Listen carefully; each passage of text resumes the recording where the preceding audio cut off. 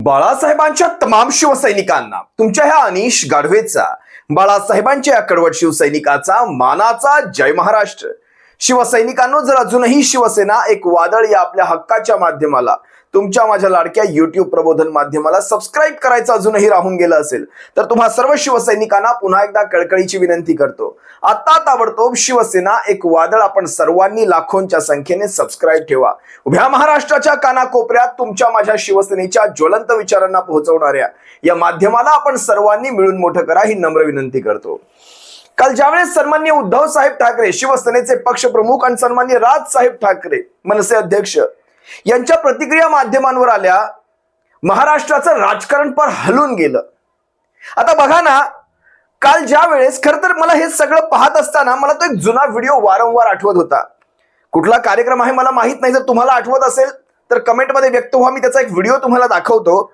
एका कार्यक्रमादरम्यान सन्माननीय राज साहेबांचं एक भाषण स्टेजवर चालू होतं, व्यासपीठावर ते होते आणि तेवढ्यात उद्धव साहेबांची एंट्री होते आणि ते म्हणाले, आमचे बंधू आले। सन्माननीय राज साहेब म्हणाले, आमचे बंधू आले आणि त्याच वेळेस आयोजकांमधून कुठून तरी आवाज आला, बघा ना काय टायमिंग साधलाय। काय म्हणाले, बघा ना काय टायमिंग साधलाय, याला म्हणतात टायमिंग। आणि सन्माननीय राज साहेबांनी तोच शब्द गिरवला होता, याला म्हणतात टायमिंग। आणि काल जे काही घडलं त्यालाही म्हणतात टायमिंग। एकदा हा व्हिडिओ पहा, कुठला कार्यक्रम आहे तुम्ही जरा कमेंट मध्ये व्यक्त व्हा। बंधू आले आमचे।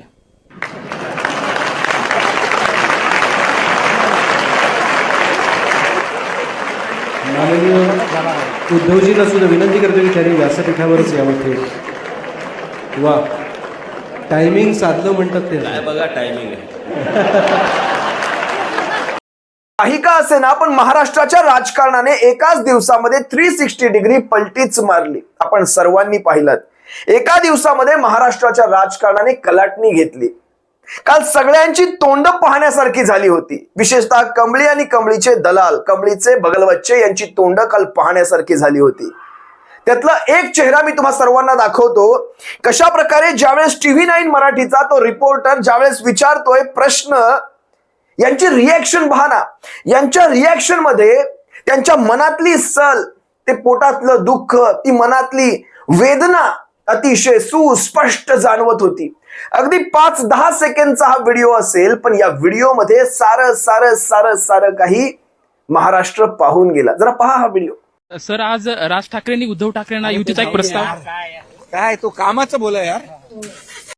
एकनाथ शिंदेची ही चिडचिड, ही मळमळ, ही भविष्यात तुम्हाला अनेक ठिकाणी पाहायला मिळणार आहे।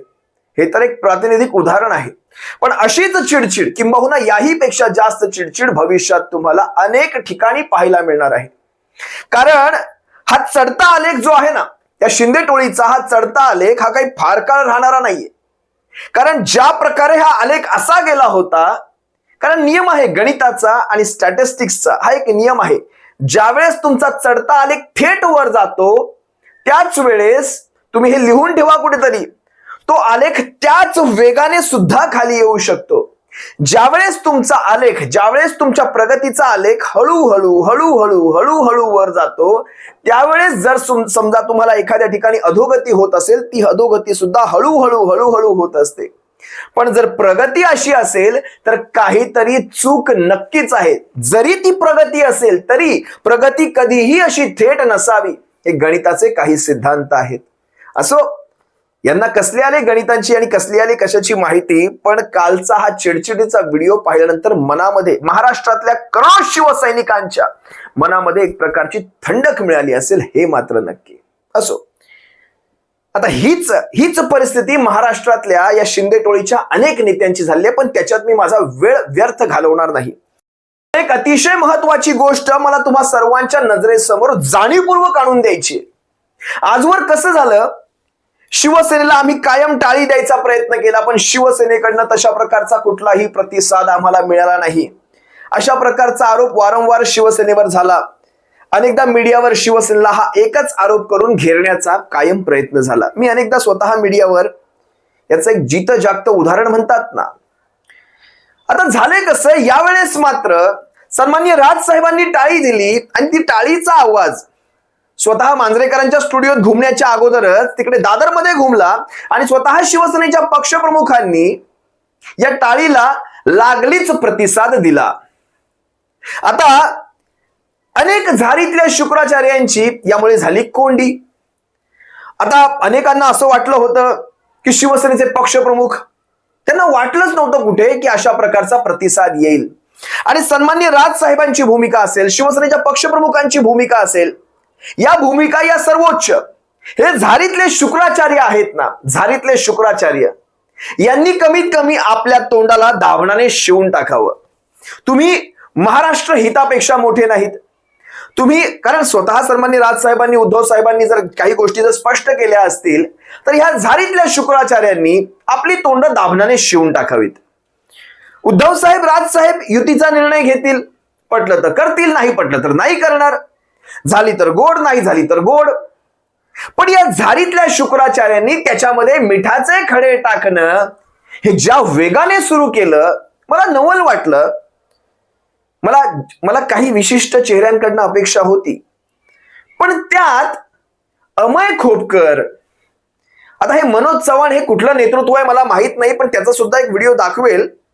म्हणजे कोण कधी कुठून उठतं माहित नाही मला. संदीप देशपांडेंचा कालचा व्हिडिओ मी पाहिला. त्यांनी त्याच्यात आरोप केला की 2.5 वर्ष मुख्यमंत्रीपद जर तुम्हाला मिळालं असतं तर भाजप तुमच्या नजरेत महाराष्ट्रद्रोही ठरला असता का? मी जागेवर सांगितलं, शिवसेनेला काय 2.5 वर्ष वगैरे द्यायचंच नव्हतं. पहिली गोष्ट, शिवसेनेने यांना 5 वर्ष देऊ केलं असतं तर शिवसेनेचे पक्षप्रमुख उद्धव साहेब ठाकरे हिंदुत्वद्रोही त्यांनी ठरवले असते का? हे असं आहे. त्यामुळे या विषयात जाऊच नका. आज तुमच्या नजरेसमोर महाराष्ट्राचे उद्योगधंदे कुठे वटवलेत आणि या सगळ्यामध्ये शिवसेना गळ्यातला हाडूक होत होती. ते हाड गळ्यामध्ये अडकलं होतं, त्यामुळे शिवसेनेला बाजूला करायचं होतं. या सगळ्या ह्यांच्या प्लॅनिंग मध्ये शिवसेनेचा अडसर होत होता. या गोष्टी लक्षात घ्या. आज महाराष्ट्रातनं करोडोंची इन्व्हेस्टमेंट बाहेर गेलेली आहे, अब्जांची इन्व्हेस्टमेंट बाहेर गेलेली आहे. हा महाराष्ट्रावर घातलेला घाला आहे. अजून तरी हे मिठाचे खडे टाकण्यापेक्षा या झारीतल्या शुक्राचार्यांनी नसेल काही बोलतायत ना, शांत राहावं. कारण लाखो लोक, तुमच्यासारखे लाखो लोक बघा, मनसे असतील, शिवसेनेतले असतील, लाखो नव्हे तर करोडो मनसैनिक, शिवसैनिक, महाराष्ट्र सैनिक हे वाट पाहतायत या गोष्टींची. कधीही गोष्ट घडते. काल माझ्या स्वतःच्या व्हिडिओच्या खालच्या एका कमेंटमध्ये मला अशी कमेंट आली की आम्ही आता वयाची 75 ओलांडलेली आहे. शिवसैनिकांची ही कमेंट होती ज्यांनी सन्माननीय राजसाहेबांचा, उद्धव साहेबांच्याही आधीचा काळ पाहिलेला आहे. आम्ही वयाची 75 ओलांडलेली आहे. आमचा शेवट या महाराष्ट्राच्या अशा गुंतागुंतीमध्ये आम्हाला करायचा नाहीये. आम्हाला या महाराष्ट्रामध्ये हा ठाकरे ब्रँड पुन्हा जिवंत झालेला पाहिजे. जो संपवायचा घाट या कमळी आणि तिच्या भाडोत्री बगलबच्च्यांनी घातलेला आहे. हे लक्षात घ्या, या भावना लक्षात घ्या. झारीतले शुक्राचार्य बनू नका. तुमच्यासारखे अनेक टपून आहेत तिथे मिठाचे खडे टाकायला इतरांकडे. असं मी त्यांच्या काही कमेंट्स दाखवणार नाही. हा कोण मनोज चव्हाण मला माहित नाही. अमय खोपकर, मनोज चव्हाण. मग मी असं ऐकून आहे की प्रकाश महाजनांनी थोडी सामंजस्याची भूमिका घेतलेली आहे. आता देशपांडेंचं काय चाललंय नेमकं देशपांडेच सांगू शकतात. यशवंत किल्लेदारांनी थोडीशी सामंजस्याची भूमिका घेतलेली आहे, थोडीफार, असं माझ्या ऐकण्यात आहे. पण जोपर्यंत मला खरंच असं वाटतं, हे मनातून कुठेतरी वाटतं, बघा तुमची या बाबतीत काय प्रतिक्रिया आहे तुम्ही सांगा. जोपर्यंत बाळा नांदगावकर या सगळ्या विषयावर आपली प्रतिक्रिया देत नाहीत ना, तोपर्यंत म्हणजे मनसेकडनं बाळा नांदगावकरांची प्रतिक्रिया जर आली ना, तिला मी अधिकृत प्रतिक्रिया समजेल. नितीन सरदेसाई असतील किंवा बाळा नांदगावकर असतील, यांची प्रतिक्रिया मी एक अधिकृत प्रतिक्रिया समजेल. बाकीचे मला हे झारीतले शुक्राचार्यच. कारण बघा ना, संजय राऊत साहेब स्वतः या सगळ्या विषयाला घेऊन काय म्हणाले, एकदा हा व्हिडिओ पहा. मला माझ्या पक्षाने सांगितलेलं आहे, आम्ही ठरवलेलं आहे, महाराष्ट्र हितासाठी आपण पुढलं प्रत्येक पाऊल हे मराठी माणूस आणि महाराष्ट्र हितासाठी आपण टाकलं पाहिजे. हा आमच्या पक्षाची भूमिका आहे. ती उद्धव साहेबांनी पक्षाचे प्रमुख म्हणून व्यक्त केली. आता मनसेच्या प्रमुखांनी एक भाष्य केल्यावर त्याच्यावरती तुम्ही कशाला वाद घालताय? नका वाद घालू. असा वाद घालणं हे महाराष्ट्र द्रोह्यांच्या पथ्यावर पडेल, हे लक्षात घ्या. माननीय उद्धव साहेबांनी कोणतीही अट आणि शर्त ठेवली नाही. फक्त महाराष्ट्र हित याला सर्वोच्च प्राधान्य आणि महाराष्ट्र हिताच्या शत्रूंबरोबर यापुढे आम्ही हातमिळवणी करणार नाही.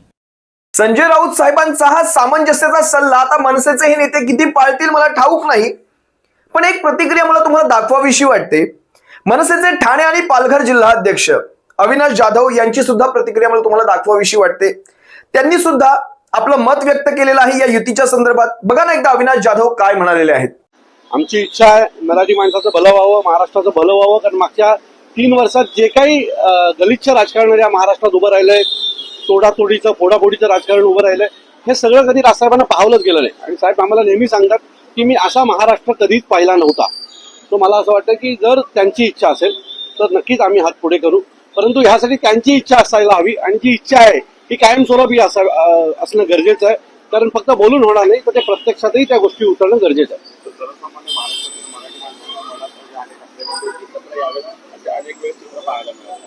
मी मराठी माणसाला जर तुम्हाला आज महाराष्ट्रामध्ये उभं करायचं असेल तर ह्यांना एकत्र यावं लागेल. कारण मागच्या 2 वर्षात ज्या पद्धतीने मराठी माणसावर झालेले हल्ले असतील, पण सोसायट्यांमध्ये होणारे वाद असतील, हे सगळं पाहता आता मराठी माणसावर प्रेम करणारे सगळे एकत्र येणं खूप गरजेचं आहे.